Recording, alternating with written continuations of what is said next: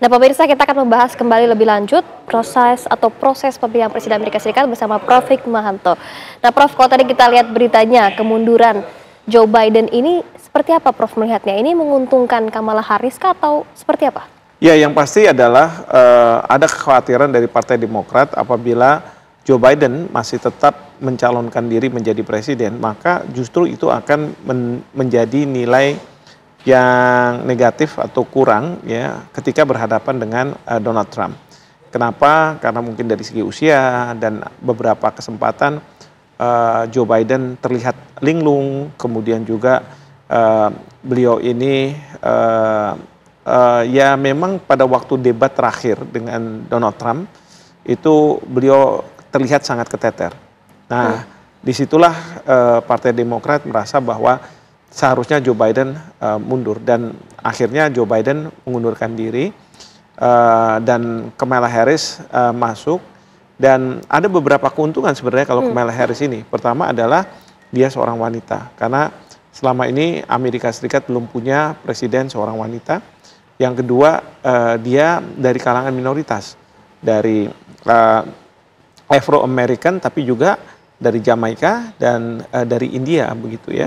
Jadi untuk menunjukkan bahwa Amerika Serikat tidak harus pria dan tidak harus mereka-mereka yang katakanlah dari kulit putih beragama Katolik gitu. Nah, ini merupakan nilai tambah karena apa?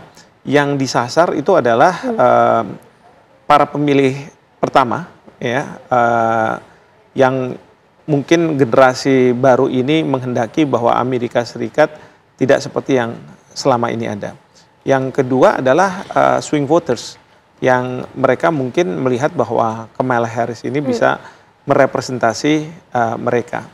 Tapi juga jangan dilupakan bahwa Donald Trump itu juga punya pengikut-pengikut setianya, loyalis yang sangat Amerika, sangat mungkin kanan begitu ya. Garis keras begitu. Garis keras dan kemudian dalam posisi seperti ini ya dia munculkan, apalagi kemarin 2 kali ada percobaan pembunuhan terhadap dirinya untuk bisa meraih simpati ya kepada para pemilih di Amerika Serikat. Maka pro dan konsnya ada ya ketika Joe Biden mengundurkan diri. Tapi kalau menurut saya itu yang membuat sekarang pilpres di Amerika Serikat ini neck to neck, artinya ya sangat ketat, yang tidak bisa memprediksi, siapapun tidak bisa memprediksi siapa yang akan keluar sebagai pemenang. Tapi kalau kita lihat ini kebijakan ataupun program-program yang sebelumnya disampaikan Joe Biden ini akan diambil semua oleh Kamala Harris atau seperti apa? Kalau kita lihat debat kemarin, ini Donald Trump seperti menyerang Kamala Harris karena ia seperti mengcopy paste apa yang sudah dilakukan Joe Biden. Tanggapannya seperti apa, Prof? Ya, yang pasti adalah karena mereka di partai yang sama, tentu ideologinya akan sama. Misalnya saja berkaitan dengan masalah aborsi, pasti Kamala Harris seperti Joe Biden akan mendukung aborsi, lalu juga penyelesaian terhadap di Gaza. Saya yakin Kamala Harris akan mengikuti apa yang dilakukan oleh Joe Biden, ingin mengedepankan dialog dan tidak langsung menyerang, katakanlah begitu. Tapi kalau misalnya Donald Trump, tentu dia pernah mengatakan bahwa kalau saya jadi presiden, pertama yang akan saya lakukan adalah menyerang Iran, gitu kan. Nah, ini kan juga sangat membahayakan dunia. Karena kalau misalnya Iran diserang, bukannya tidak mungkin negara-negara lain akan berada di belakang Iran. Ada Rusia, bahkan Korea Utara yang mungkin orang mengatakan sangat tidak relevan lah untuk berbicara mengenai masalah yang ada di Gaza, ya seperti yang terjadi di Ukraina, mereka hadir. Ya, mungkin bagi Korea Utara yang penting adalah lawannya adalah Amerika Serikat.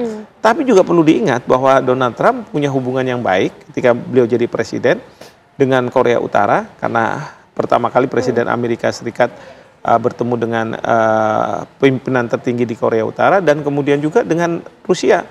Ya, ini yang kita juga tidak tahu, apakah kalau Donald Trump menjadi presiden, dia akan berada di belakang Rusia ya, dan Korea Utara, atau masih tetap mendukung Ukraina. Jadi ini sesuatu yang kita masih belum tahu, tetapi ada pernyataan-pernyataan Donald Trump yang seolah-olah memberikan harapan bahwa dengan dia menjadi presiden maka segala sesuatu akan beres. Ya, tidak seperti selama ini yang dilakukan oleh Joe Biden dan mungkin oleh Donald Trump dituduh akan dilakukan oleh Kamala Harris, yaitu berputar-putar tapi tidak ada solusi. Seperti itu. Nah, itu jika kita melihat hubungannya dengan Ukraina, Rusia, dan lain-lain. Jika ke Indonesia sendiri, Prof, ini dampaknya jika Trump yang menang seperti apa, jika Kamala Harris yang menang seperti apa? Apakah sama saja, tidak ada pembedanya? Tanggapan Prof seperti apa? Yang pasti kita harus beradaptasi. Ya, beradaptasi dengan siapapun yang akan menang di Pilpres di Amerika Serikat. Nah, tapi kalau saya melihat, kalau misalnya Joe Biden ataupun Kamala Harris, dia akan melihat Indonesia sebagai negara yang sangat strategis. Kenapa saya katakan seperti itu? Karena dalam persaingan Amerika Serikat dengan Cina, maka Indonesia ini menjadi rebutan.